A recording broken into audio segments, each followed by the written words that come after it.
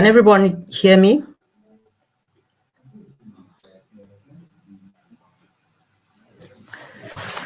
You can just respond on the chat if you can hear me, please. I just want to know if everybody can hear me. Oh, good. Good. Can I have like more responses so we can know that we are all here?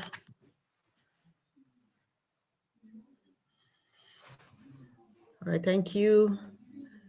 More responses, please.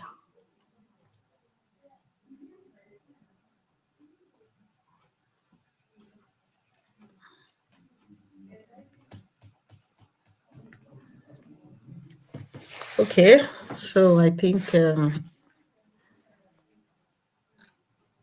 it would be appropriate. Okay, fine, good. More, I'm getting 6. Okay, all right. Thank you so much. Okay, good.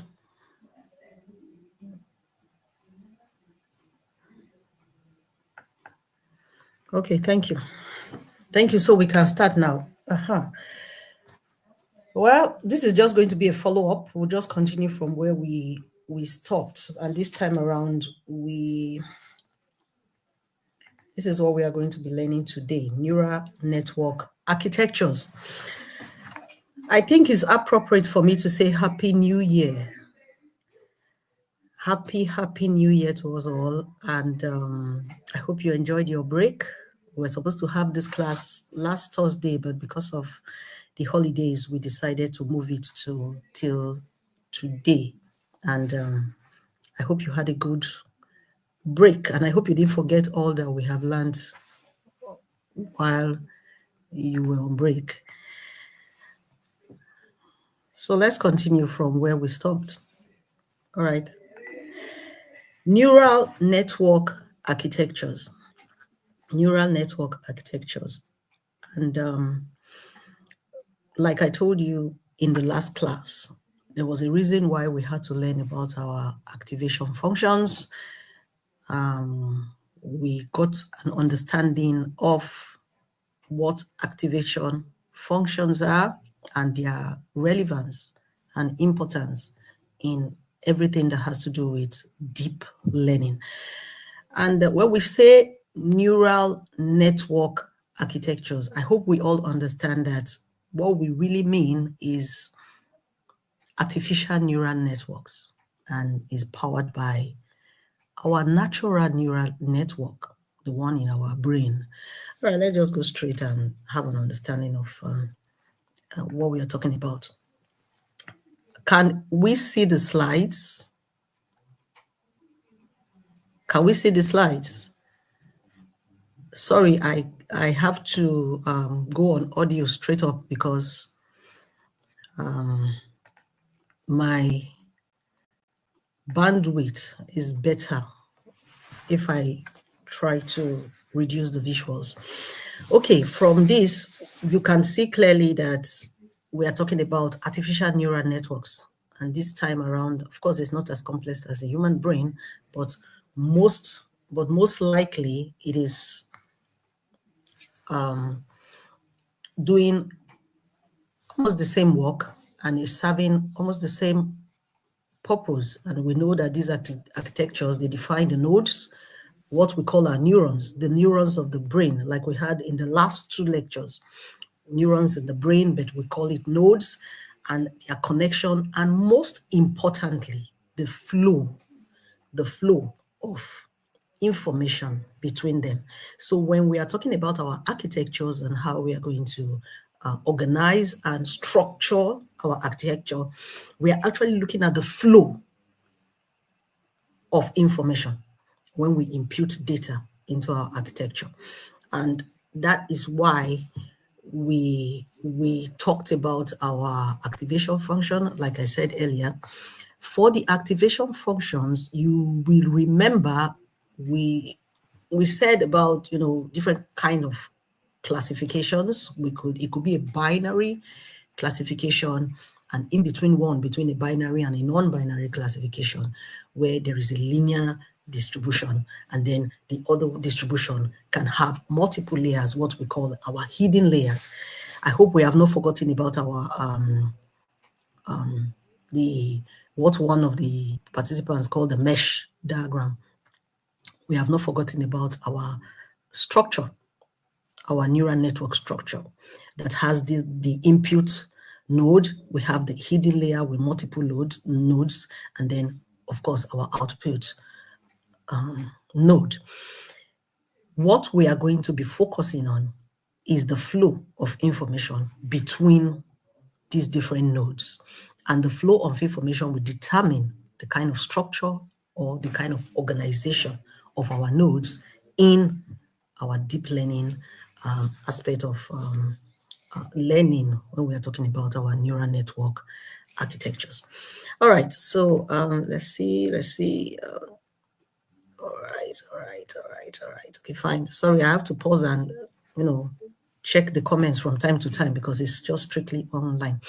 All right, let's proceed to the next slide. We are going to be looking at neural network architectures, starting with the design. When we talk about our design, the design of our neural network architectures and what we should have in mind. Just like different models in computing and in other aspects, business and different fields of study, we understand that there should be a pattern that will follow, the pattern of how to design.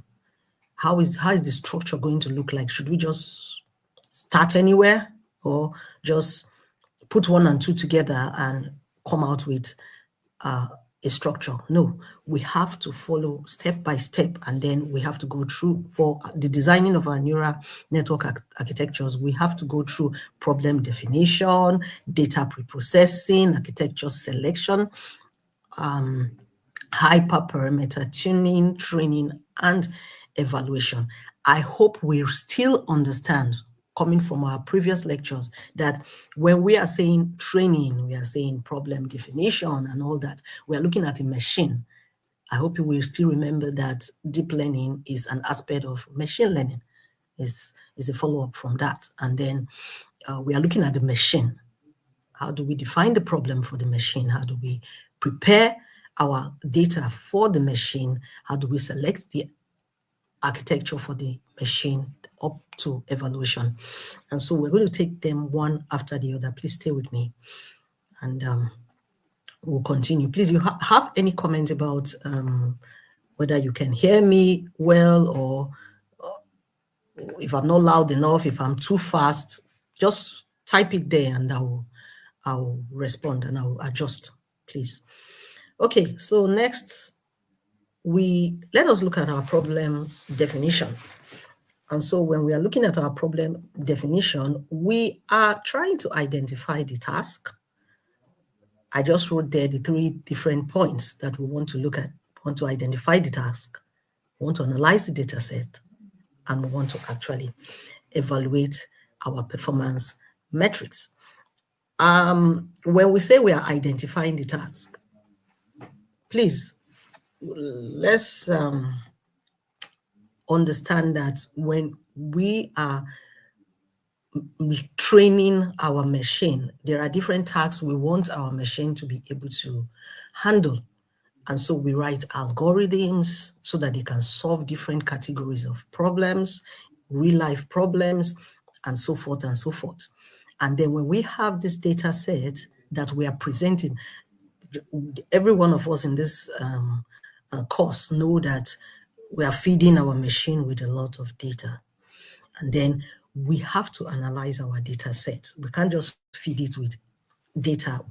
Of course, we understand. We already have that background understanding that we feed it with a lot of data, but it should be relevant data. It should be the kind of data we know will help us to be able to achieve our aim, as in solve a particular problem, and then we evaluate the performance metrics of this data set and how the machine is responding to this data set. That is actually how we define our problem. Almost All right, let's not go there. Let me not complicate matters. Let's just continue. Maybe as we proceed, we will learn more. So this is just a preamble. We already know this. But then I want to dwell a little bit on data pre-processing. When you are trying to pre-process your data, what we mean preparing your data is, that's the grammar there, but what we are saying is that we are trying to prepare our data. We all know that we're going to use a lot of data. We know the kind of data. We have to analyze the data. We have to analyze the performance metric. Thank you. But how do we prepare our data? And then the first point I mentioned there, you can see, is data cleaning. What do we mean by data cleaning? Can somebody just type and let me know that we are on the same page? What do you understand by data cleaning? What does anybody know what we mean by data cleaning? Well, we are cleaning our data. I think we did that, I think, in the first introductory classes. What do we mean by cleaning our data?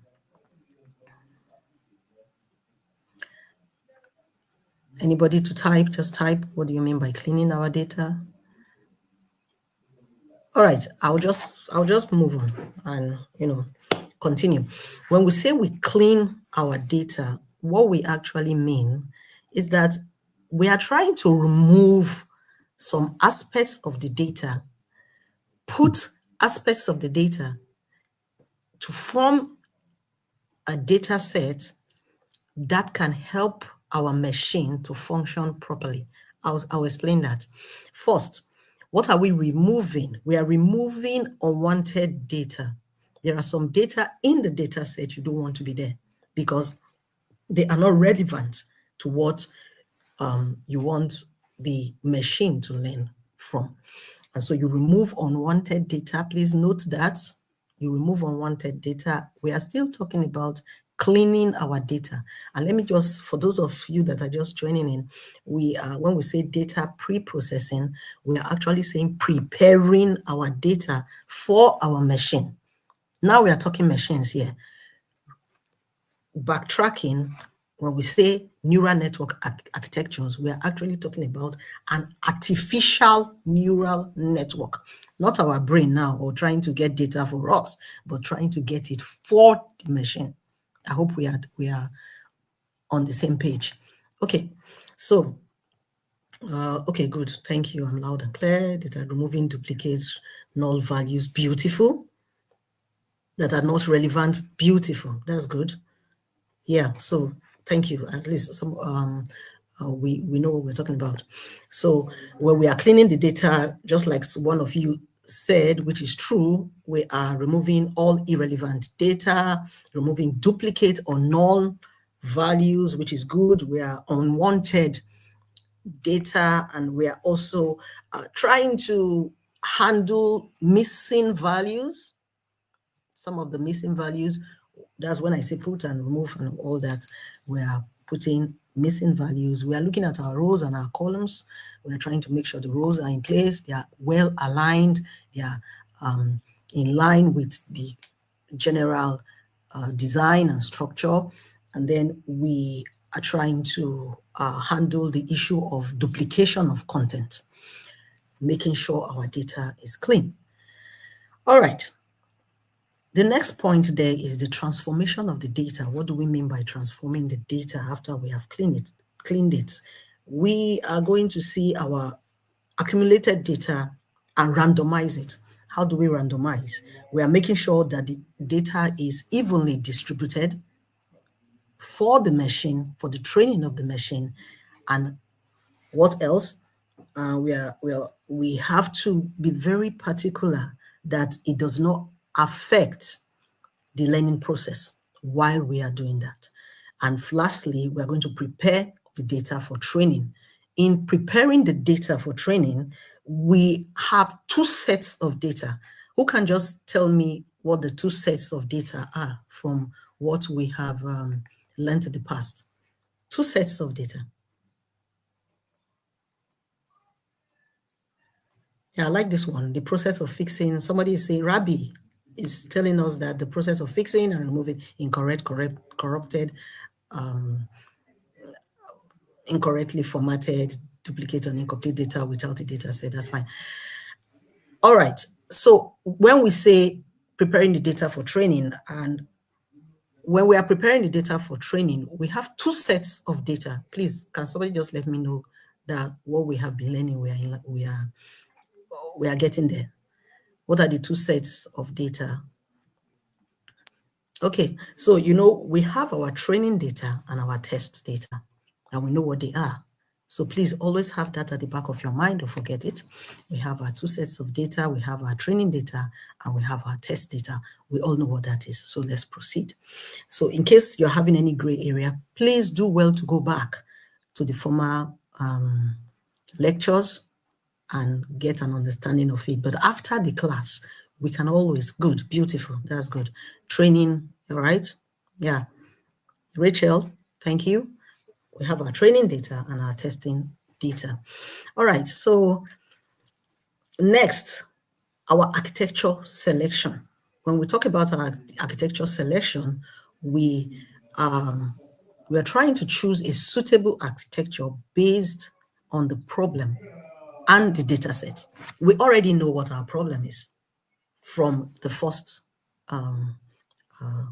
slide. After knowing what our problem is, we have prepared our data set through the whole cleaning process and all that. And now trying to select the architecture. Remember, we are designing our neural network architecture. We are looking at the design phase now. And then the next, we ensure that the chosen architecture aligns with the data set. This particular point here will come later when we start to analyze the different architectures. But just put it in mind that for your architecture selection, you have to put at the back of your mind that you are looking at your problem, the problem that is to be solved, and then the data set. And then you are now going to align it to the data set when you are choosing that. Please don't hesitate to ask me questions as we go along. I'm very okay with that. In fact, I like your questions so that I know that we are hitting base. Okay.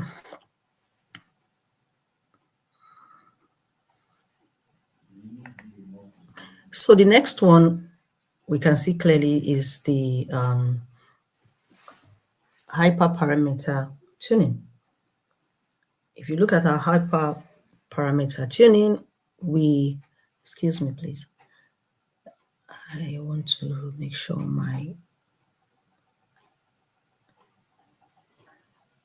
okay. All right, you adjust the learning rates, you set the batch sizes, almost like putting boundaries, and then you investigate the hyperparameters, and then you check and make sure the performance is okay. And then next, the training and the evaluation. And you train the network, you monitor its performance, you adjust the parameters as you deem fit. That is the process you follow when we are trying to design. I'm putting this particular subtopic at the fore because if you don't have your blueprint in place, what kind of architecture are you really going to design? You just have to have the design plan and the design process in place.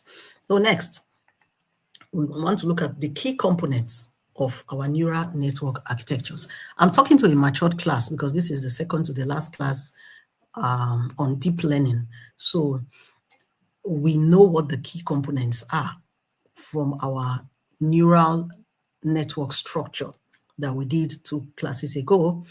And we have our artificial neurons, which we call our nodes. Remember, when we talk about neurons, we are looking at the brain, the human brain. We talked a lot about the human brain, how the different neurons work. But when we are dealing with artificial neural networks, we are seeing them as nodes. And of course, we have our layers, and we talked a lot about our different layers, multiple layers. We can talk about our hidden layers. We know that. And then we looked at the connectivity between the different nodes. We are looking at the key components of a neural network architecture, remember. And then finally, I want us, please, name number 4. I want everybody just go on your keypad. What is the fourth one?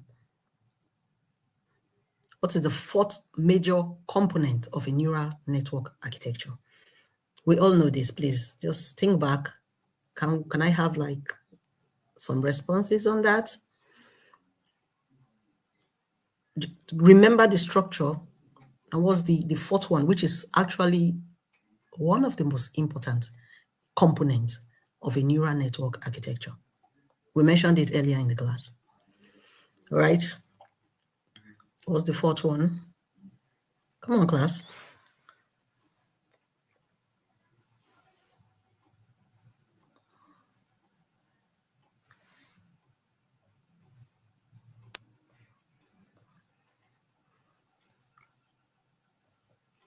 Okay. All right, I'll give it to you. So let's see. Let me just wait 2 minutes. I trust this class.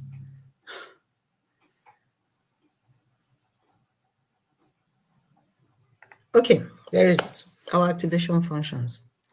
Our activation functions. You cannot have an architecture without your activation functions. We've dealt so much on activation functions. And please remember, we have different kind of activation functions, the one that can handle binary classifications, and then the other one that can handle non-binary classifications, and the one that can handle the in-between. You know, there are some classifications that are, you know, tending towards binary, and then also non-binary classifications are activation functions. So in a nutshell, all right, information. Oh, that's all right. That is actually activation functions, okay? Training and testing, no, that's the activation function. All right, let's continue. You have the key components, you have your nodes, you have your layers, you have your connections, which you can call your edges. Remember, we are training our machine, and then you have your activation function. Next, let's go into these different components in depth.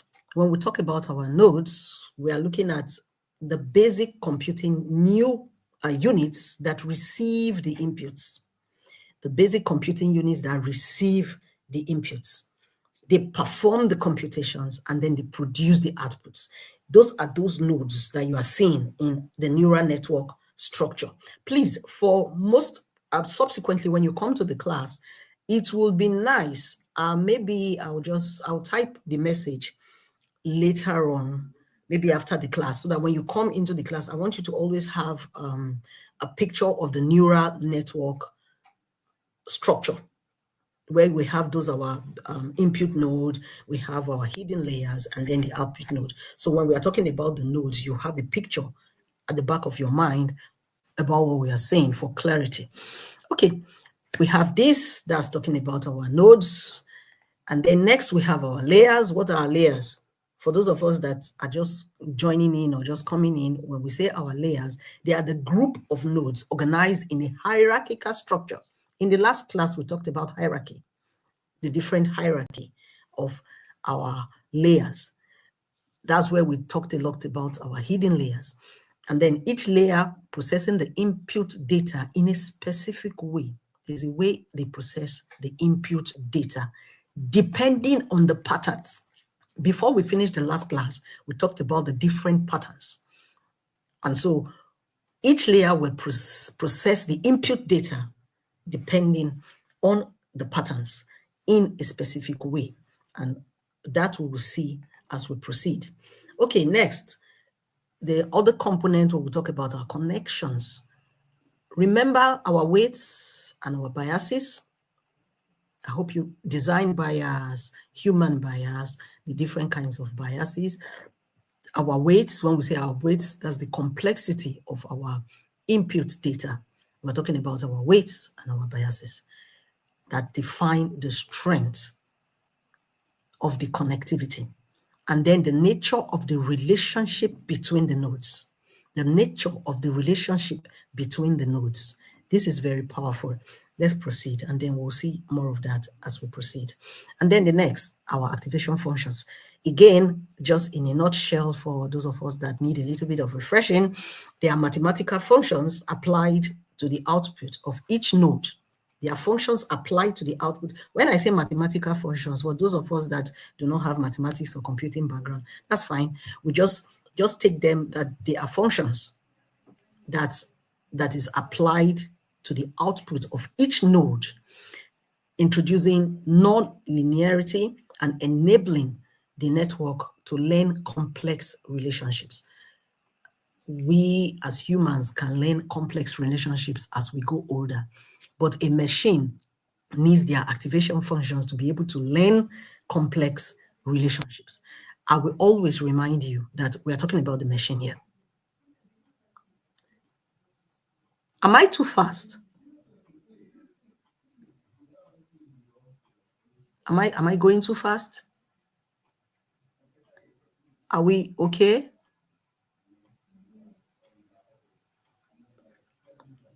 Okay, so when we are talking about the machine here, we are introducing these functions that will help the machine to learn complex relationships in between the nodes, okay, and between the different layers. All right, let's go to the next major subtopic. I'm sorry. So I'm a little bit too fast. Okay, I'll just backtrack a bit. Okay, so I'll take this slowly again. I'll just take it slowly again. So, all right. So let's just be on. Let's strike a balance. Not too fast. This is okay. I'm fast. I'm not too fast. Okay. All right. Let me just take it slowly. Okay. Like when we talk about the key components, I said that one of the major key components of a neural network architecture has to be our activation functions. We looked at layers, we looked at connections, and then we looked at our activation functions. And so we try to understand what our neurons are, the artificial neurons, which are nodes. In the human brain, we are looking at neurons, but in our neural network, the artificial neural network, in fact, it's called ANN, as far as deep learning is concerned. And then we are looking at our artificial neurons, which are nodes. And then we have the different layers. Remember what we talked about when we discussed layers. We have our input layer, we have our combination of nodes and interrelationship between the nodes, forming our layers. And those layers can be hidden layers. And then we also have our connections, which are our edges. We call them our edges, but they are our nodes connecting with each other. And how are they connected? With weights and biases. And then the definition of the kind of relationship that is going on in between. And then finally, we talked about our activation functions and that they are applied. These are functions. They are a kind of set of instructions that are put in the system, if I can use that word.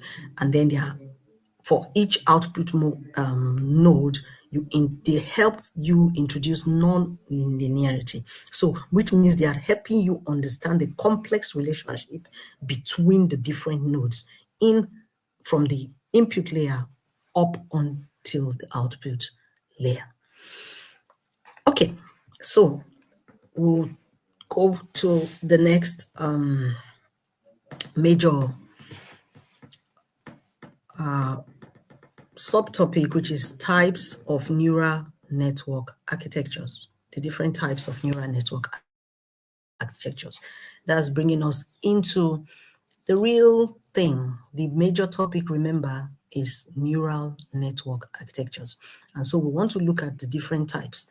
And in looking at the different types, we want to look at their characteristics, the characteristic of each type of neural networks. And we're going to be seeing 6 types.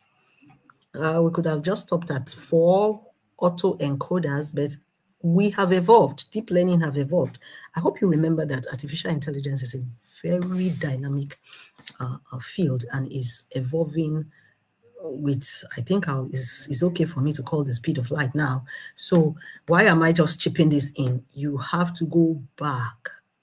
We have to go back and always refresh our memory, look at new updates. We'll have look at updates of what is new, what is coming up, what is the new thing, what is the combination of the existing to bring new terms, new structures, and so forth and so forth. And so the 6 are there: your feed-forward network, recurrent convolution, autoencoders, the generative adversarial network, and then the transformers. Fine. Before we kind of proceed, I want to refresh our memory. And to refresh our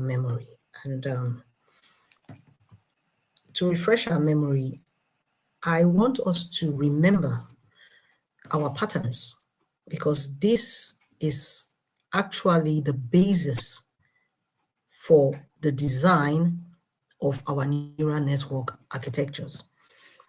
Just to refresh our memories, we have our patterns like we dealt with in the last class. Remember our linear patterns, non-linear patterns, spatial patterns, and temporal patterns. For our linear patterns, I just want you to have this at the back of your minds as we proceed. And this kind of networks, you learn linear relationship between input features and the output features. That's just what you do in the linear pattern. So it's pretty straightforward, almost no complexity, but this is what it is. That's our linear patterns. And then remember, they are the patterns that you learn when we are discussing deep learning, okay? The next is our non-linear patterns. And they learn non-linear relationship between inputs, features, and output labels. And they use activation functions and multiple layers. So you can see that there's an introduction of some level of complexity in this particular pattern, in non-linear patterns. It's not just linear, just like, from input, process, output, straightforward, no. And then the next one are spatial patterns. For the spatial patterns, we have we are learning spatial patterns in data. What do we mean by spatial patterns in data? We might say they are kind of like scattered patterns in a coordinated manner, such as images and videos. When you have that, you are talking about your spatial patterns in deep learning. And then you have your temporal patterns, such as the speech and time series data. This comes in handy when we are looking at our natural language processing. Please just keep that at the side so that we'll continue. And we have an understanding when we talk about the different kinds of architectures, and later, I don't know if you can be in this class, but maybe in the next class, we talk about our application in different areas. So the first one is our feed-forward network. This is the simplest form of neural network. And the data flows just in one direction. When I say one direction, please picture again your neural network structure. It's just flowing from the input node down to the output node, and the flow is in one direction. Input layer down to the output layer. It does not have a feedback loop. What do we mean by a feedback loop? It does not go back to relate. Remember, between these nodes, there are relationships. It's not going back to relate with the input node again, or any other hidden layer, or any other node. It just flows directly from your input layer and it goes straight to your output layer. This sort of network is called our feed-forward network. Next,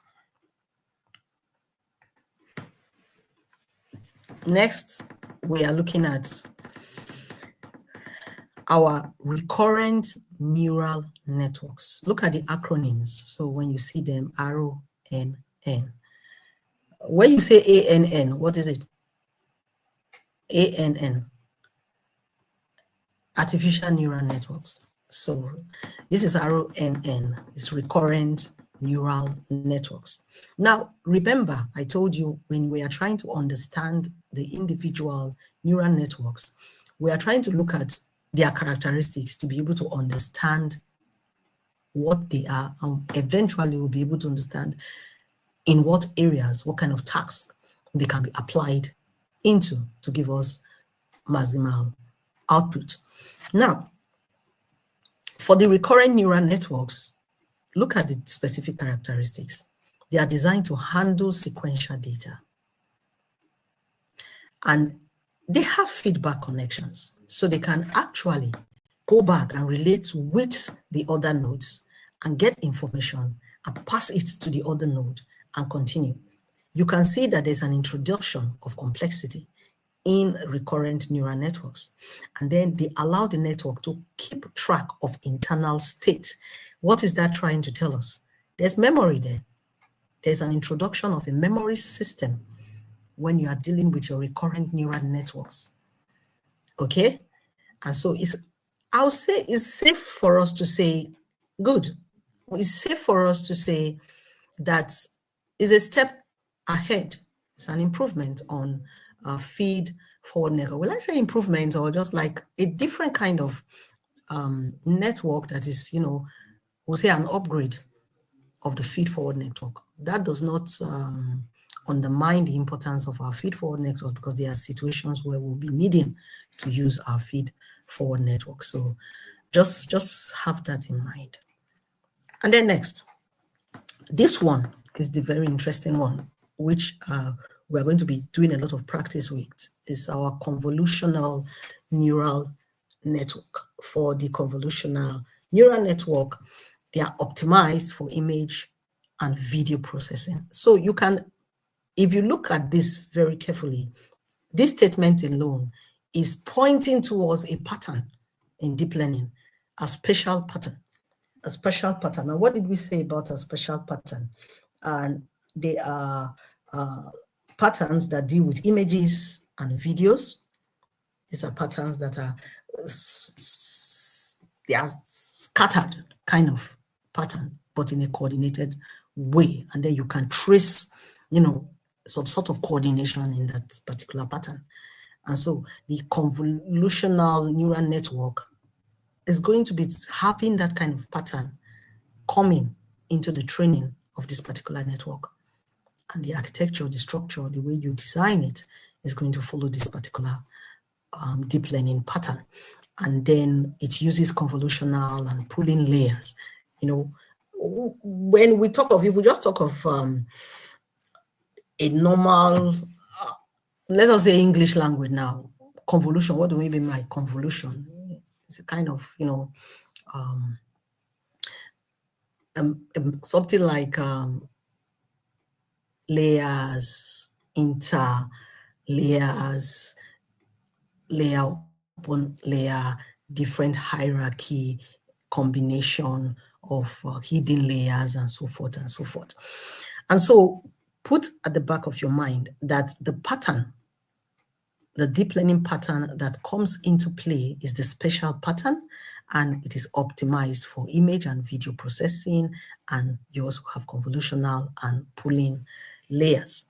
Next, let's proceed, because we'll have a time to debate on an issue. I'll give you some time, and then there's something we have to debate on so that we can have a clearer understanding of what we are talking about. All right, so the next one, we have our autoencoders. And look at the characteristic of our autoencoders. Compresses and reconstructs data. It collects all the input data and the hidden layers and compresses them. And when compressing, it outputs a different level of, it brings some level of output after there has been a process of reconstruction in the data set. And is often used for dimensionality reduction. And so when you want to, like compress some level of data and you only want some specific output to come from that, instead of outputting everything, you have a structure. No, not automatic. Is auto encoders. All right, auto encoders, and it's one word: AUTOENCODERs. Can you see my slide?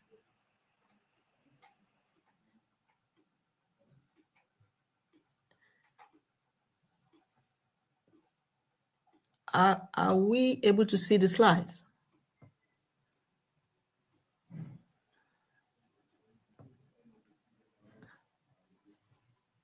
Oh, good.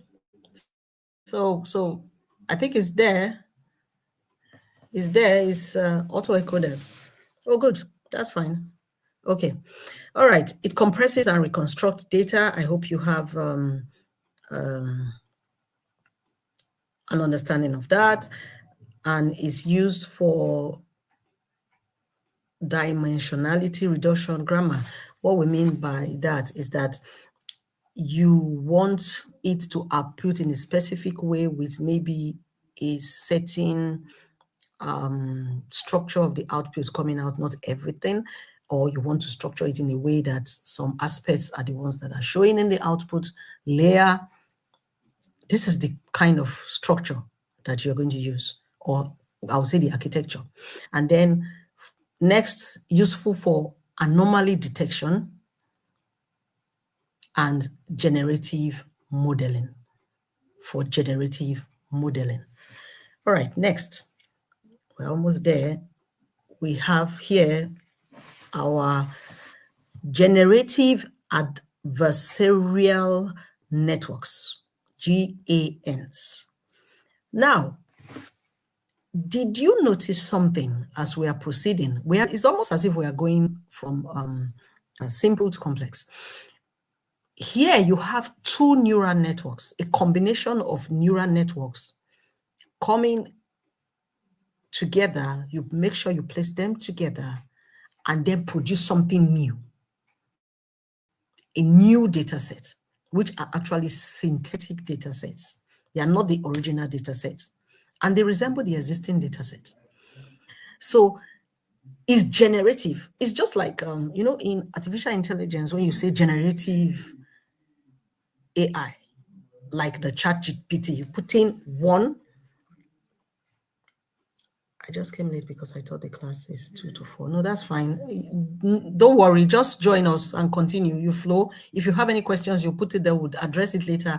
I'm going to try and round off this class in good time so that we'll have time for Q&A. So those of you that are just joining in, those of you that have been listening in, you can always ask your questions and we'll be able to answer those questions.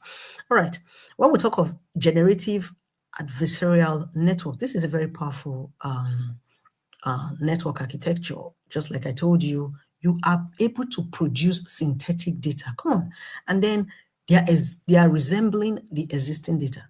That's introducing some level of complexity that is needed in, some networks. And then our transformer. This is actually for natural language processing task, and it relies on self-attention mechanisms to weigh the importance of different input elements. These are the 6. I think so. There are 6. Yes, we've talked about 6. Yeah. So before we look at the benefits, here comes. All right. Okay. Okay. Thank you. And so I have a question I want to ask, and for clarity, I want us to think deeply about this. Hopefully, okay, I have it ready here. And let's see.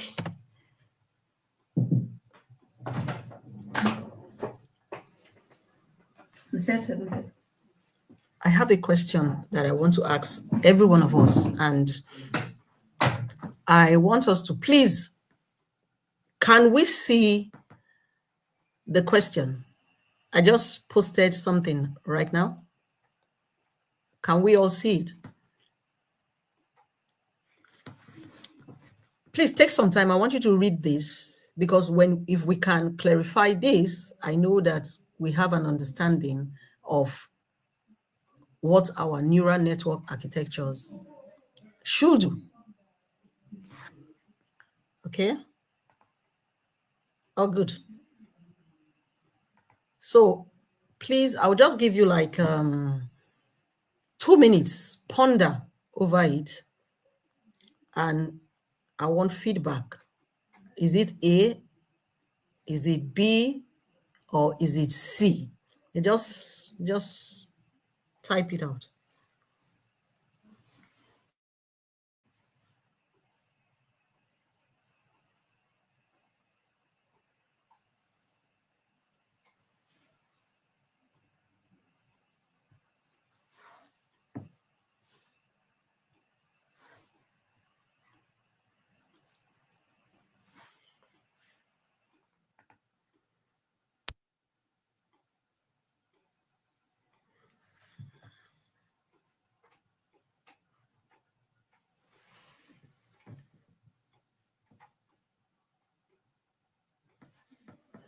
Okay, just hang on a bit for those of us that cannot see it.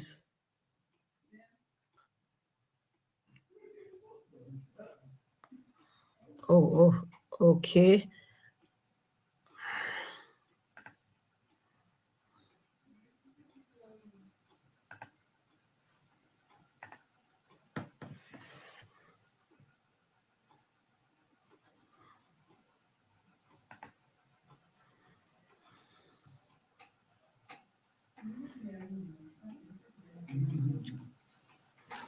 All right.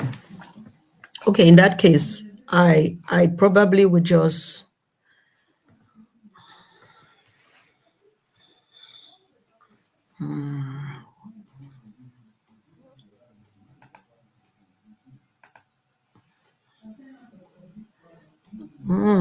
some people can see it and some cannot see it. Okay, fine.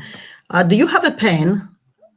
Those of us that are there, do you have a pen? I don't know why you're not seeing it, but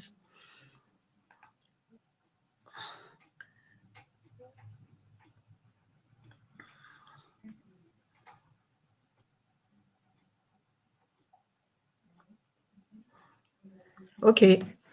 Miss Hanatu, can you just help me display this this question to everybody, if that's possible for you to do? Just help me display it, and so they can see it.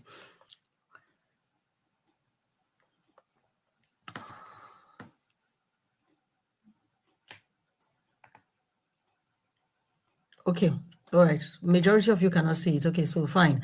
All right, while we are trying to put that for everybody to see, let me just read it out. Okay, can we just pay some attention and let me read it out? Okay, it says, if you add another layer to the neural network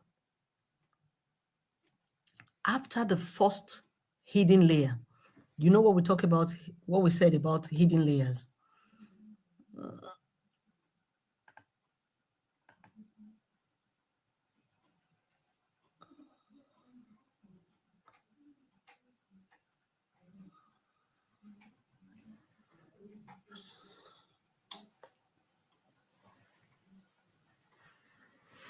Okay.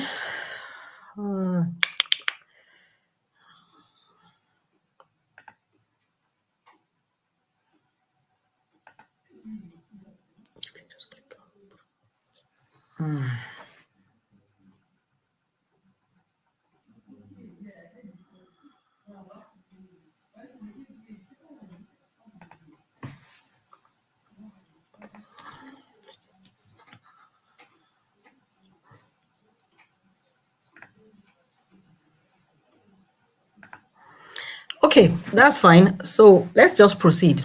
Now, if you have a hidden layer, let me just, let's take it that I'm just, I'll just continue with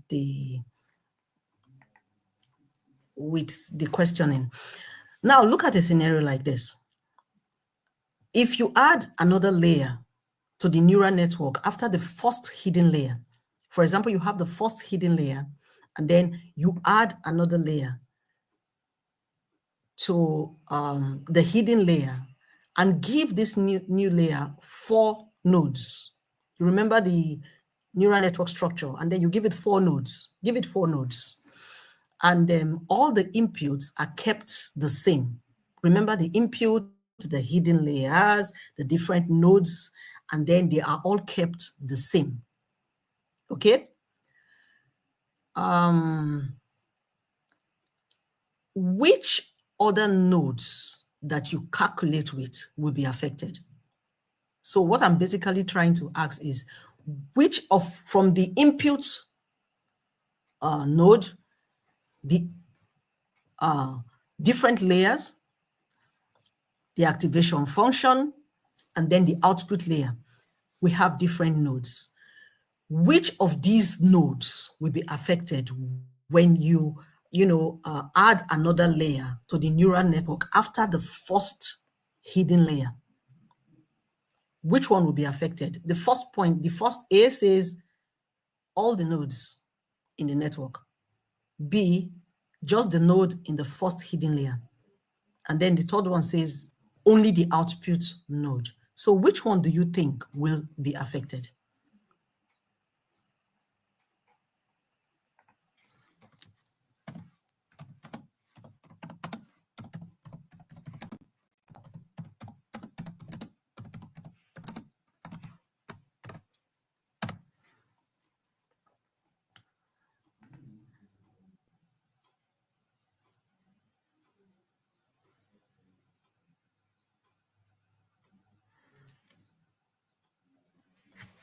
Okay, I'm getting replies.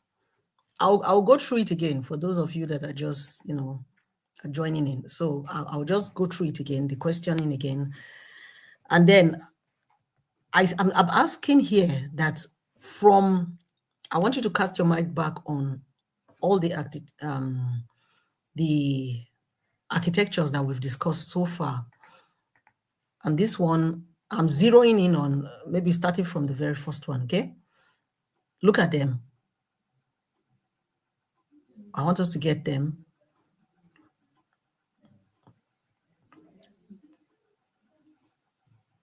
Okay, the recurrent one, sequential data, you have the feedback, and then you have the convolutional neural network, you have the autoencoders, you have the generative adversarial network, and finally, we have our transformers. Now, again, if you add another layer to the neural network after the first hidden layer and give this new layer 4 nodes and all the inputs are kept the same, which other node calculated will be affected? Somebody have just answered and said it's just the output node. But we have the options of all the nodes will be affected, just the node in the first hidden layer will be affected, and then just the output node. Okay, let's see. Let's see what is coming in. Okay, somebody says the output node,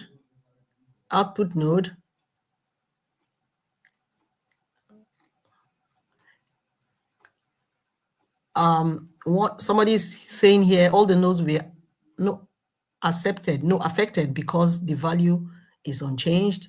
Come on. And then we have here the output. Output. Okay, can you see the questions now? Thank you so much, Ms. Hanato. All right. Output node.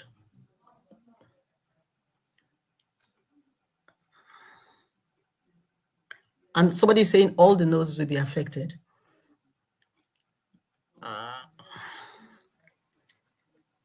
All right. This is quite interesting. All the nodes. Wow.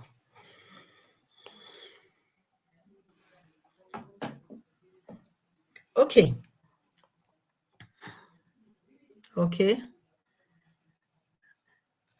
All right. Let's give let's just give 3 more minutes. Go through again and let's see. Let's give like 2 more minutes for us to get some more in, you know.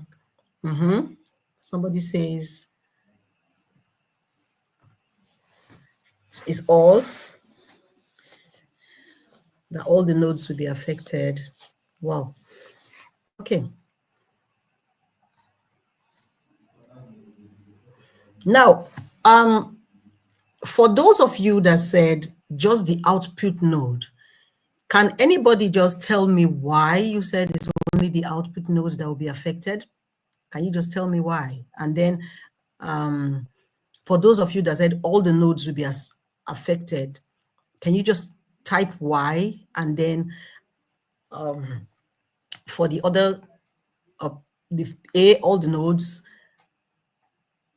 only the nodes in the hidden layer, and just tell me why. This is quite interesting.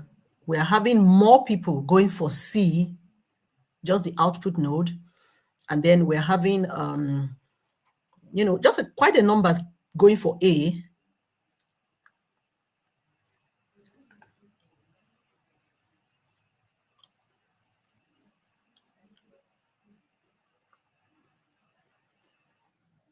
Okay. Somebody is justifying A here, saying that all the nodes will be affected because it operates the one entry and one exit. File organization queue method. Well, can you justify your claim? If you are choosing one, can you just justify it before I come in?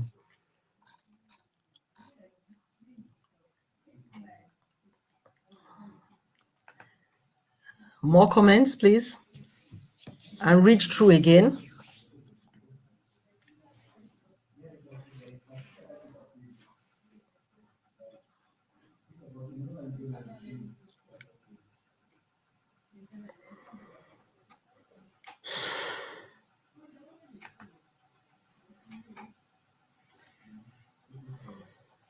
All right, for those of us that are just joining in, we are, more people are saying all the nodes. Is it this justification that is changing your mind?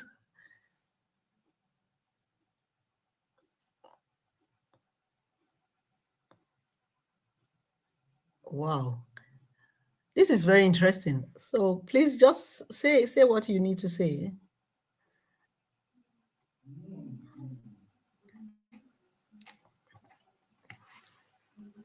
Okay. All right, 2 more minutes and then we'll discuss this. 2 more minutes and then we'll discuss this. And just remember what I said at the back of your mind. Still, please remember, we are zeroing in on the feed forward. We're zeroing in on the feed forward architecture, the feed forward neural network architecture. And I'm sure that's why we're having this particular question is clear now. The hidden layers are also assessed. Okay. That's why creative tech is telling us that the hidden layers are assessed and calculated even when the hidden layers, even when hidden, and the entire output will be affected. Wow. 2 more minutes, 1 minute more. Justify your choice.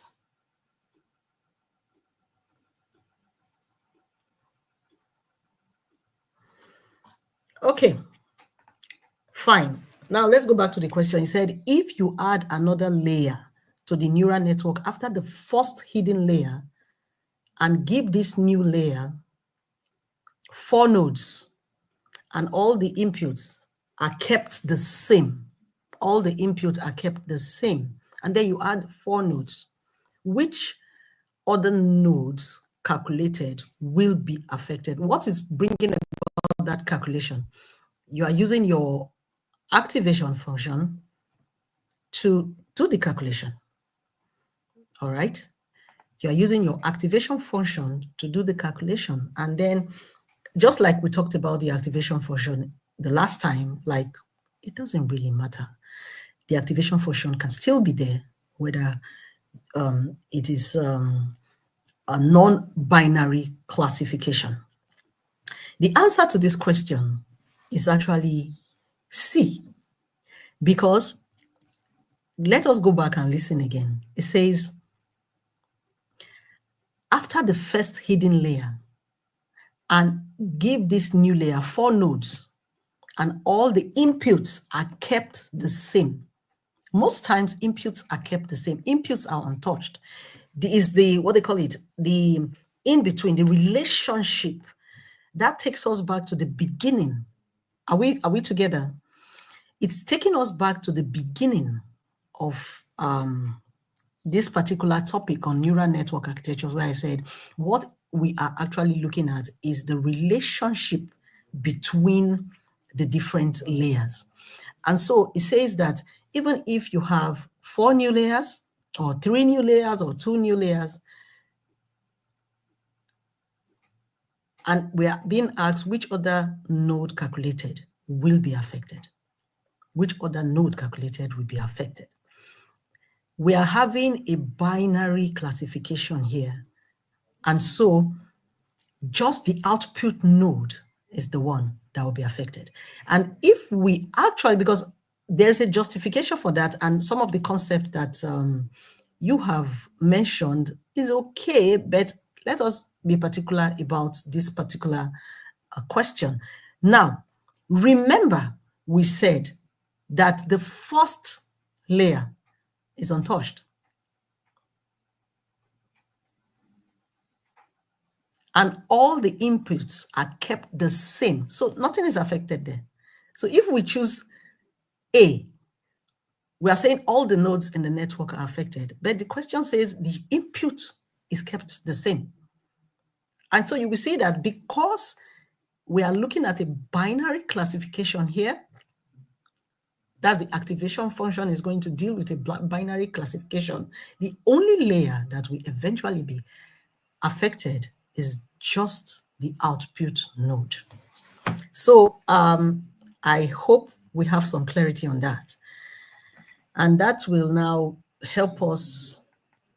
Hello?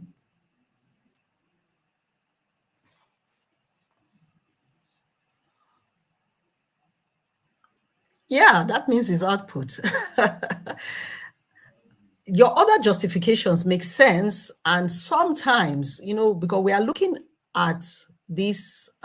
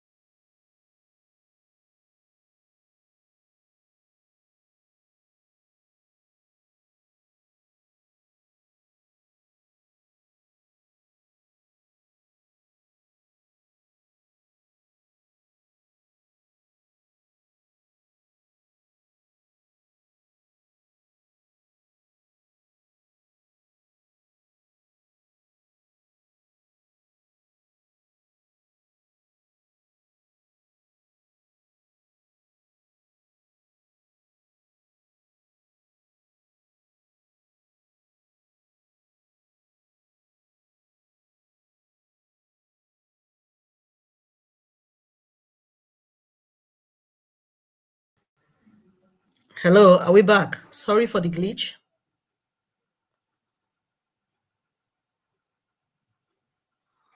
Okay.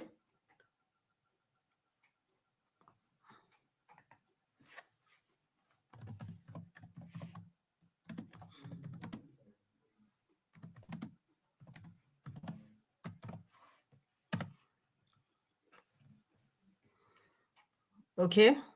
Are we okay? Can you all hear me now? Sorry for the glitch.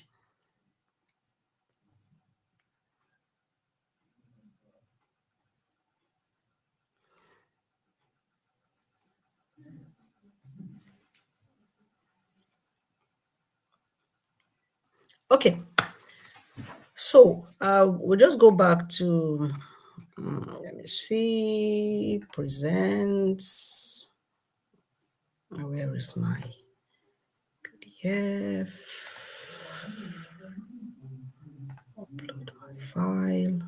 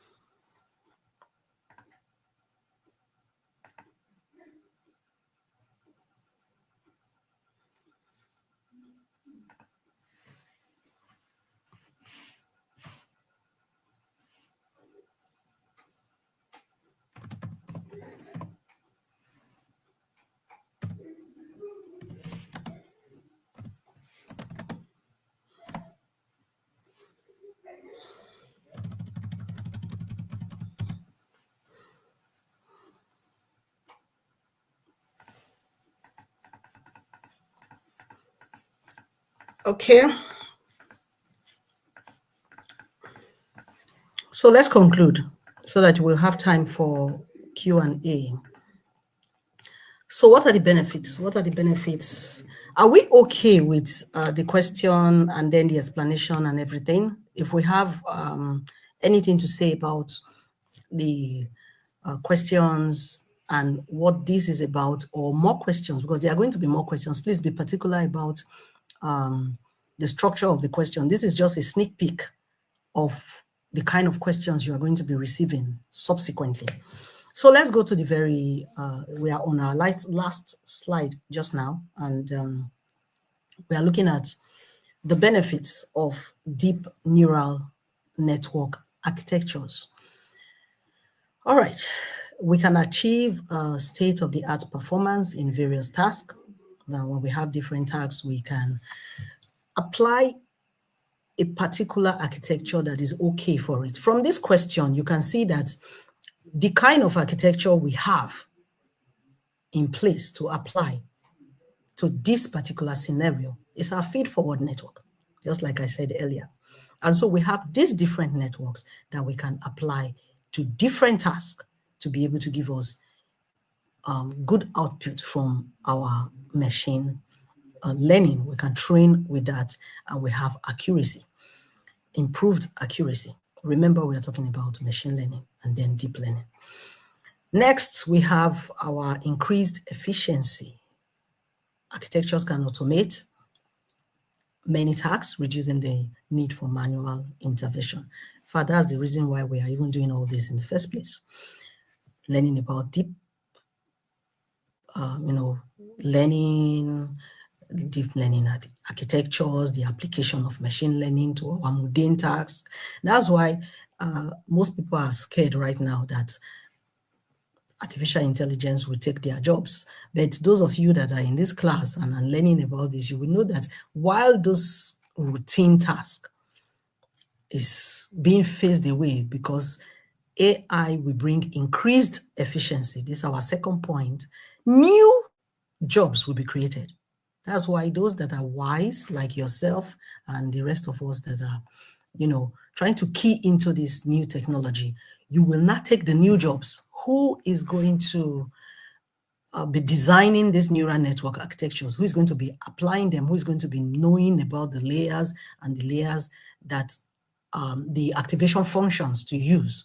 These are new areas. These are new jobs that will be created, and you will be there to be able to increase the efficiency, even with this kind of knowledge that you are acquiring. And finally, we have our flexibility, and then we have deep learning architectures can be applied to various domains: computer vision, natural language processing, speech recognition, videos, image processing, and so forth and so forth. And so we now have a breakdown of what benefits we'll have, what our neural network architectures are, and what we can, use them for. No sound. No sound.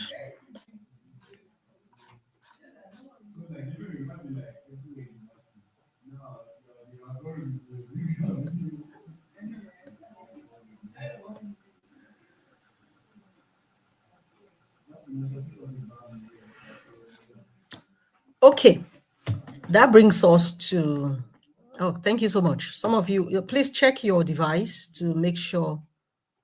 Okay, fine. Okay, fine. Thank you. Please check your device, Kamal, to make sure that you're okay. All right. Okay, so far, have we benefited from this class? Because this is the time you can ask me questions. We'll use the next 20 to 30 minutes to try and understand what we'll be learning from the beginning. So you can just type your questions, put your questions down, and we'll try and answer them before we call it a day. Once again, for those of you that are just coming, Happy New Year, and welcome. Thank you, Femi.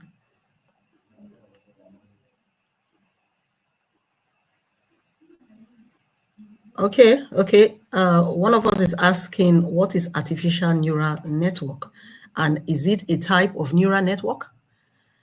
Okay, it's not a type of neural network. There are different types of artificial neural networks. Okay, let's go back to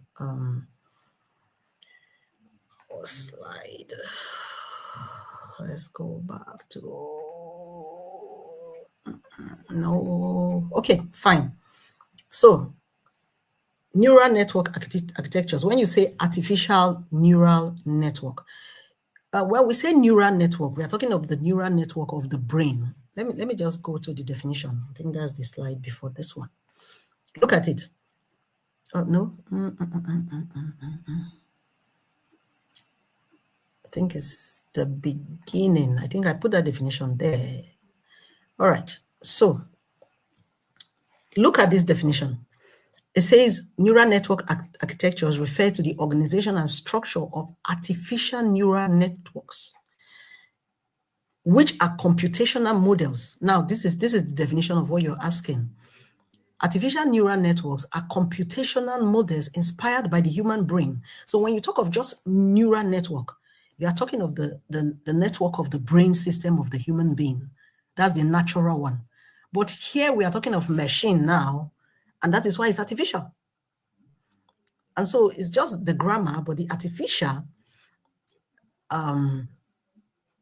is the one we deal with machines. We deal with nodes. Instead of saying neurons, we are saying nodes. Do you get it? So I hope I'm answering your question. This is the answer. This is the definition of ANN, which is artificial neural networks. But the next question, he said, is it a type of neural network? No. It is what we are talking about here. But there are different kinds of architectures in artificial neural networks. There are different kinds of architectures. We could have just said artificial neural network architectures. Do we understand better now? Okay, so that's what we mean. So it is not a type of neural network. Artificial neural network is the artificial part, the machine brain type of network. I hope I have thrown more light into that. Okay, and you have different types of it. All right, so more questions. Can you please go over justification for the question again on the relationship between layers? Oh, yes, I can totally do that. I can just keep an eye on this page. I'll give you, or keep an eye on your platform. I'll send you, a detailed note on this particular question. But talking about the question, the answer is C. It is only that will be only the output layer will be affected because the input layer is kept the same, and because we are looking at a feed forward architecture structure, we are not, going to have a situation where the hidden layers or any additional layers will change what the output, and what will occur to get even down to the output. And so it's just the output that will be affected. Okay, so let me look at the next question. My first question, okay, then this is the next question, the next question.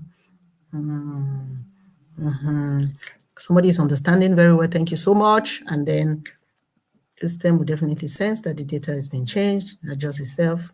Well, some kind of adaptation going on there, but I'll give you the detail and you'll be fine. But this is the explanation for it.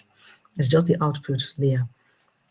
Understood. Please, do we have access to the notes after the class? Of course. You have access to the slides. The organizers are going to send the slides to you.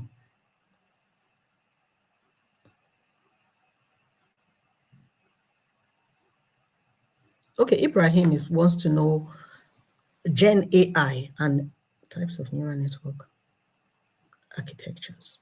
Well, when you talk about the application, okay, well, that is actually a very interesting one, because when we look at the different applications, this your question that you're asking, Ibrahim, for the benefit of the rest of us. I don't know if you can all see the question. He said, what is the relationship between generative AI and the different types of neural network architectures? Remember what we said about the different neural network architectures. One of the reasons why we are learning about the neural network architectures is to know which architecture to apply to a particular task. And so they have their different application areas. So when you talk of generative AI, you could apply a combination of these different architectures to the task that you're trying to perform, even in generative AI. Do you get it? And so this question will surface again. I'll take this explanation, but I will have to explain this again. I'll go back to this question when we in our next class, because in our next class, we're going to look at the different applications of the different neural network architectures. Do you get it? The different application areas. And then you will see how even in generative AI, there are also different tasks. It's not just one task. When you say generative AI, it's actually quite intriguing.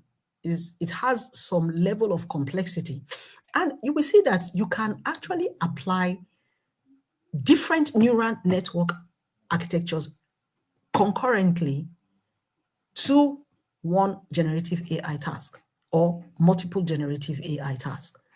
And so that is how they relate. But you will have a clearer understanding when next week we talk about the topic, we'll address the topic of the different application areas of the neural network architectures. Ibrahim, I hope I've answered your question. Meanwhile, we are yet to get the slides. You'll get them, don't worry. But I know that most of you put down your notes, and you jotted down while I've been teaching. You'll get the slides, but just ask and then you'll get the slides. Let me just ask now. Let me try and just find out.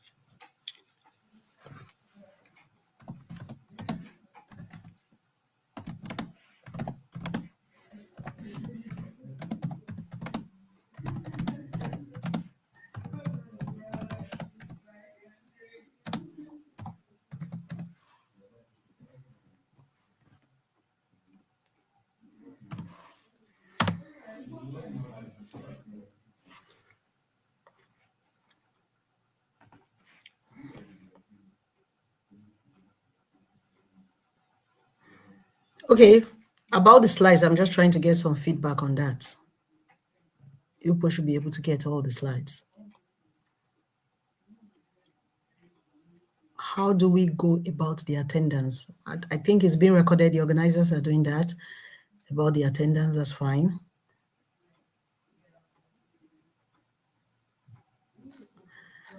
Okay.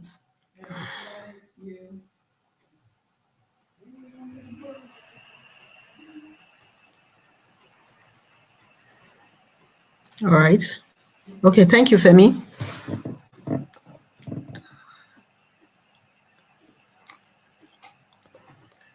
Okay, I'm waiting for more questions before we call it a day. So we'll prepare for the next class. Do we have more questions on what we have taught so far?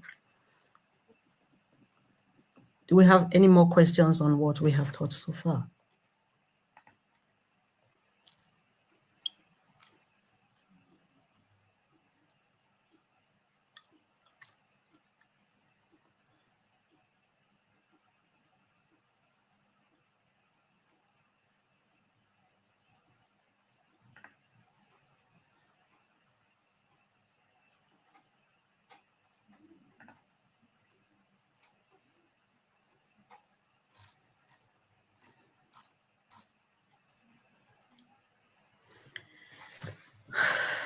All right, I'm still waiting for, okay.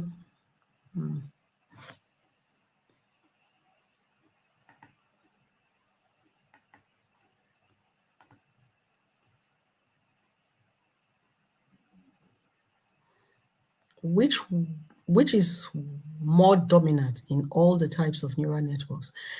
If we say dominance, I don't think, okay.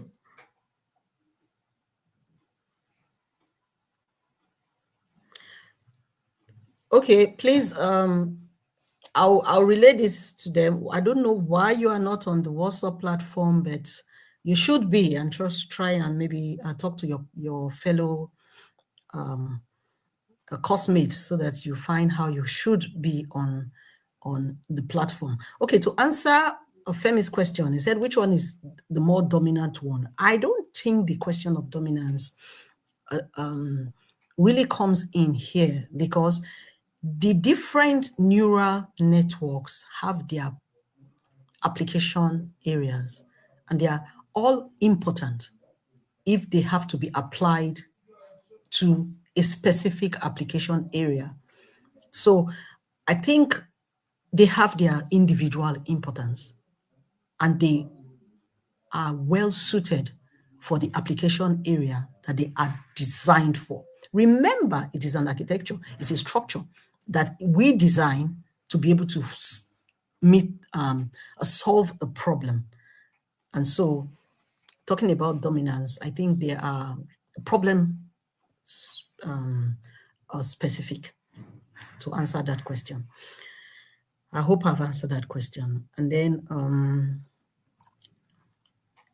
there's another, I think I saw another question here.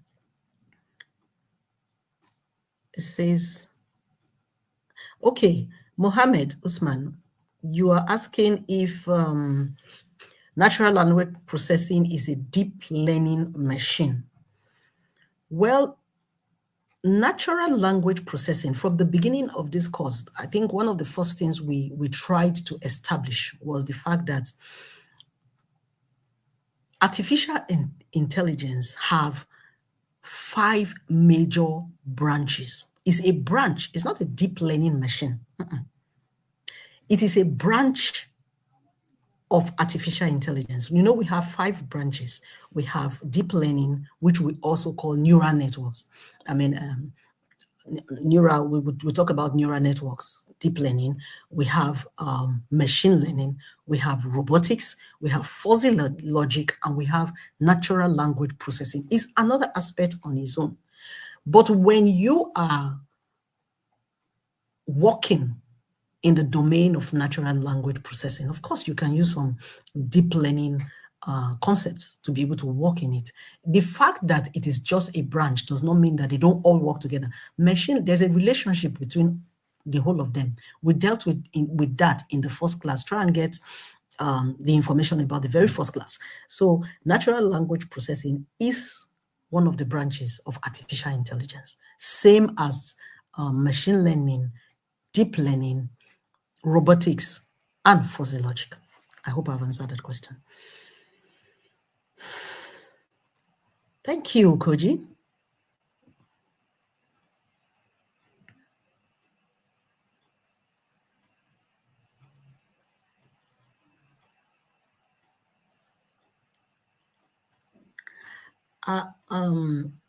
Atanda, what do you mean by all be combined? What are the all? Do you mean that is it all the branches or?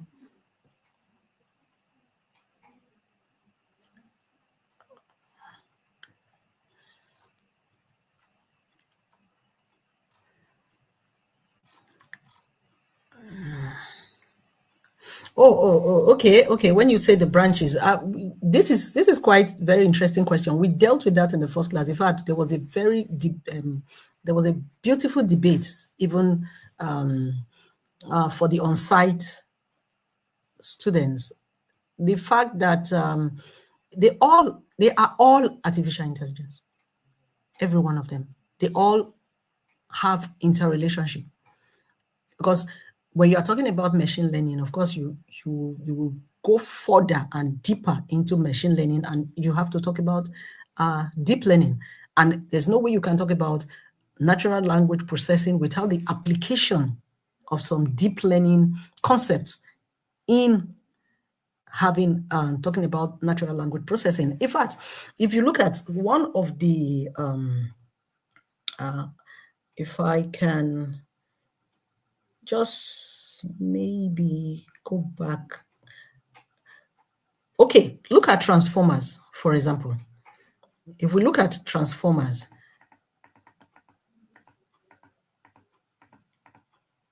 yeah, where are you now? If you look at the very last, excuse me, please. Okay, look at the very last architecture that we dealt with, we discussed. It said for natural language processing task, you use this neural network architecture for this natural language processing task. So you see, it's just different branches, but they are all called combined artificial intelligence. That's what it is. And so as you proceed in the course, from your introduction, you learned about the basics. We are learning about deep learning.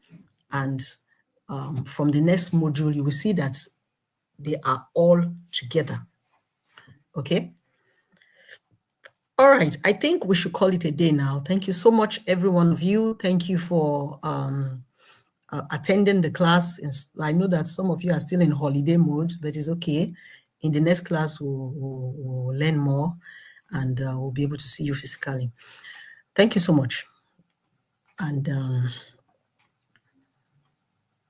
they can. Deep learning can also be seen as neural network. They are used interchangeably, but we just say deep learning. That's the title of the course. Thank you so much. Thank you, Ibrahim. Okay, so thank you. See you next class. Enjoy your remaining part of your holiday. Bye-bye.